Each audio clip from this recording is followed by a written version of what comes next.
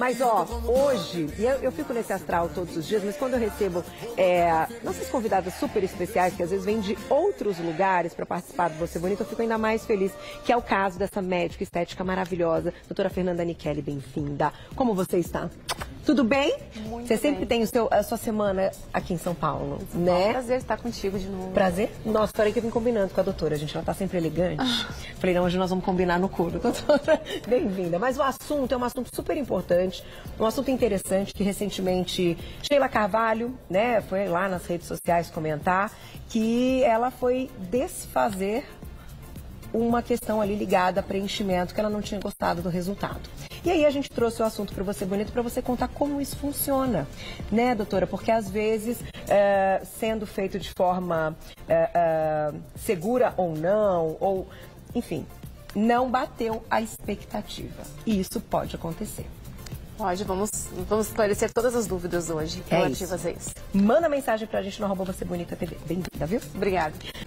Bom, contei pra vocês na abertura que hoje a gente vai falar de um assunto que vale a pena, né? Porque a gente vai falar de um assunto ligado à estética, que é sério e que a gente precisa ter informações. Mas antes, vamos rodar a vinheta? Momento Beleza.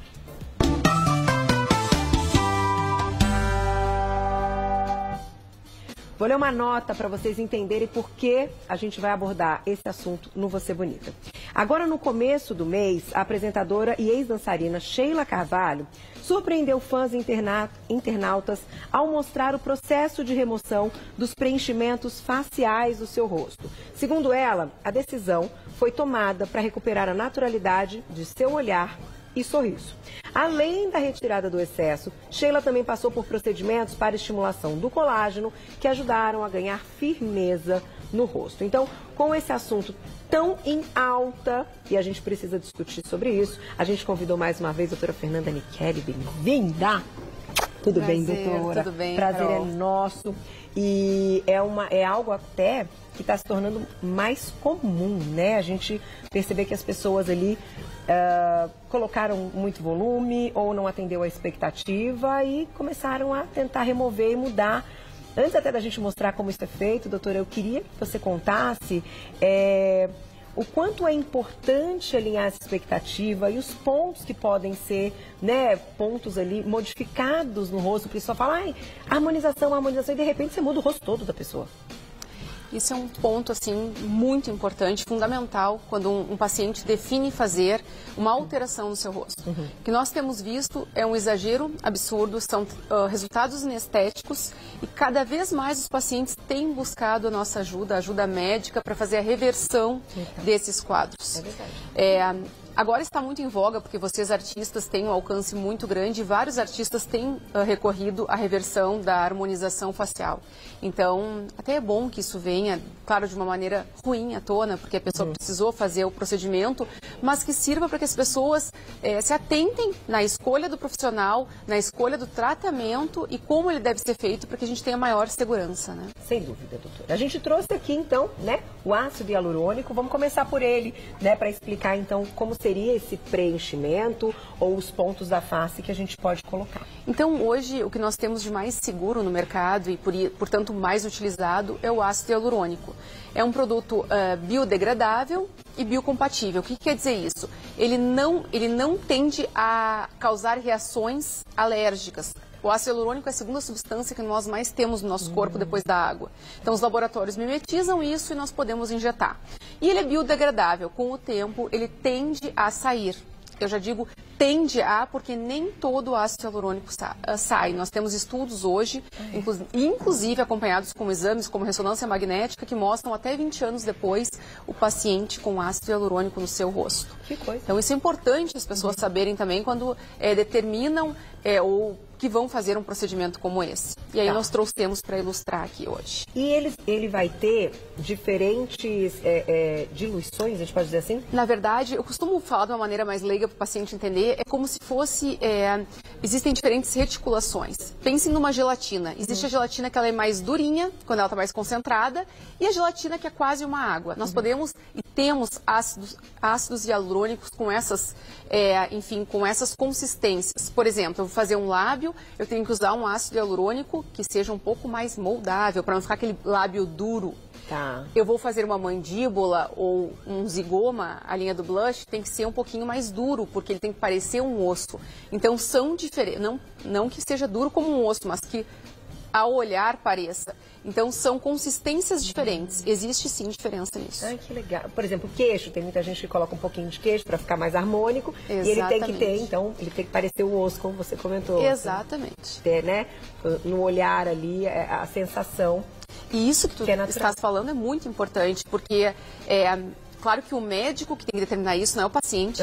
Chega lá, eu quero aquele ácido que é mais duro. Não, isso é a técnica médica que determina e tem tudo a ver com o resultado. Porque se eu errar na escolha do ácido hialurônico, eu deixo um lábio muito duro e aquele lábio aparente que nós vemos por aí, aqueles resultados tão inestéticos. Eu coloco um produto muito mole no queixo, não vai durar nada. Ele vai ser absorvido muito fácil e não vai moldar da maneira que nós precisamos. Então a expertise médica se estende também à escolha do produto que vai ser usado. E doutora, a gente consegue então remover, é possível, ou vai depender também do local de aplicação e da quantidade até desse produto?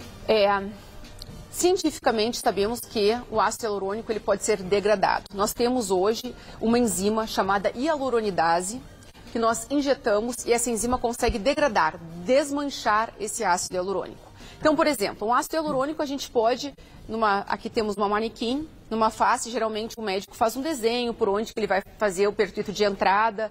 Eu geralmente uso cânula nos meus procedimentos, aqui a gente tem uma cânula, que é como se fosse uma agulha, mas na verdade na ponta ela é romba, não tem aquela ponta pérfuro cortante que a agulha tem. E aqui eu consigo mostrar para vocês que isso nos dá uma segurança maior, para que nós não façamos uma injeção inadvertida dentro de um vaso. Isso faz com que o médico tenha uma segurança maior para fazer a aplicação. Então, nós fazemos um desenho na face dos nossos pacientes. Eu geralmente, por exemplo, vamos tratar o bigode chinês, que é o sulco nasogeniano, que é uma queixa muito comum das mulheres. Eu geralmente faço um pertuito de entrada aqui, único, o menos invasivo possível, onde eu consigo acessar esta região, que é muito importante fazermos uma estrutura aqui para que esse bigode chinês consiga já ser sustentado e, se preciso for, a gente complementa o tratamento nessa região aqui, sempre estruturando a face. Através desse pontinho, com uma cânula, eu consigo acessar essa região da face e essa, caso necessário. Então, é um procedimento para um médico bastante capacitado e habilitado, relativamente simples de se fazer. A questão é quando dá errado. O que se faz para que nós possamos reverter isso? Então, nós precisamos acessar todo o local onde está o ácido hialurônico com uma enzima. Geralmente, essa enzima ela vem num frasquinho, é um líquido transparente para uma pessoa leiga, né? E nós conseguimos, através dessa enzima injetada no local que está com ácido hialurônico, fazer uma degradação. Geralmente, nós usamos, então, para esse fim, uma hialuronidase, que aqui tem uma seringuinha pequena, aqui tem uma agulha muito fininha, porque nós tentamos ser o menos traumático possível no tecido. Injetamos e tentamos, então, degradar esse ácido hialurônico. A questão... Eu ia te perguntar no tempo, assim, por exemplo, a pessoa fez o preenchimento hoje. Quanto tempo ainda é possível reverter, enfim, se tem isso? Eu costumo orientar o paciente que o mais breve possível, porque nós temos resultados bastante satisfatórios quando esse procedimento ele é feito logo em seguida, porque não houve ainda adaptação no tecido. Depois, existem casos de ácido hialurônico que criam, como se fosse uma cápsula ao redor, fica mais difícil acessar, fica mais difícil degradar. Então, tão logo esse procedimento foi realizado, você não gostou, houve alguma complicação, faça, enfim, procure um profissional para que se possa fazer a reversão. Tem perguntinha do público, doutora? Olha lá. Obrigada, Elson. Sou diabético, só que está descontrolado. Posso usar o ácido hialurônico? Eu costumo dizer para todos os pacientes que cada caso é um caso. Nós precisamos saber como está essa doença. Está controlada ou não? Diversos pacientes hoje em dia têm vários tipos de doenças e muitos deles são submetidos a esse procedimento, justamente porque o ácido hialurônico é biocompatível. A questão é nós analisarmos esse paciente e sabermos se essa doença está controlada ou não. Mas não é o impeditivo, não. Não é uma contraindicação? Não. Doutora, e a questão do PMMA, né? Sim. Que, enfim, muita gente tem, aí tem aquela queixa que não consegue retirar e hoje tendo ácido hialurônico, quer fazer algum tipo de preenchimento ou alguma coisa estética, e aí, nesse caso, não pode. O PMMA, ou metacril, ou polimetilmetacrilato são a mesma substância, é uma substância não absorvível, que se coloca no corpo humano e ela fica lá. Essa substância não pode ser degradada com essa facilidade, entre aspas, que nós temos aqui. Essa substância, a retirada dela é cirúrgica e bastante complicada diante de um quadro aí que esteja apenas anestético. Então, eu costumo orientar os pacientes que evitem. Fernanda, não tenho experiência nenhuma com essa substância, nem eu nem meu grupo médico lançamos mão dela no uso nas nossas clínicas, e eu peço bastante cautela dos pacientes quando procurarem esse tipo de substância. Né, doutora, porque depois arruma um problema. Exatamente. Né, e tem casos até de pessoas, não falando só de procedimento estético, como esse que a gente está comentando, que até são simples, podem ser feitos em consultório com médico capacitado. Mas até em cirurgias plásticas, que as pessoas às vezes não sabem que tem o PMMA, não relatam, e aí depois de uma cirurgia reparadora ou algo até que seria simples, acabam tendo um problema, não é? Muito comum também. Hoje nós temos exames, o exame de ultrassom de alta frequência, que nós podemos fazer e mapear esses produtos numa face. Então, isso nos dá uma segurança muito grande. Tá. Quando chega um paciente que ele não tem uma certeza do seu histórico estético, nós lançamos mão desse tipo de exame. Ai, que legal, doutor. Então, com ultrassom, nós conseguimos mapear muita coisa. Ali, se tem ali alguma substância. Tem mais perguntinha, Glaucia? Dá tempo? Mas...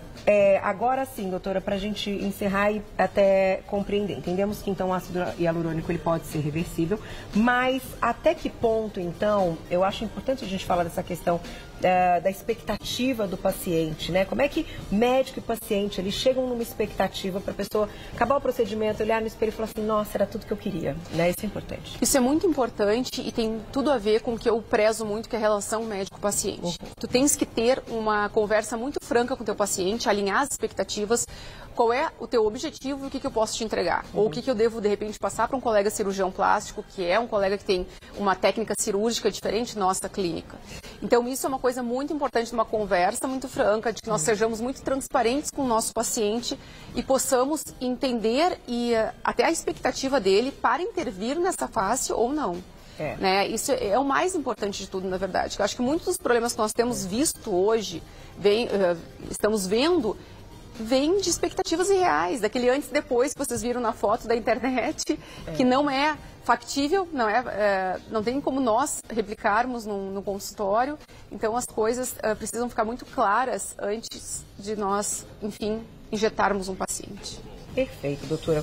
Gente, a doutora Fernanda Nichelli, ela é do Sul, mas ela tem aqui os seus momentos em São Paulo, então eu vou deixar o contato das redes sociais para vocês mandarem mensagem lindíssima, como sempre fala, é de fato o cartão de visita mesmo, essa médica é linda.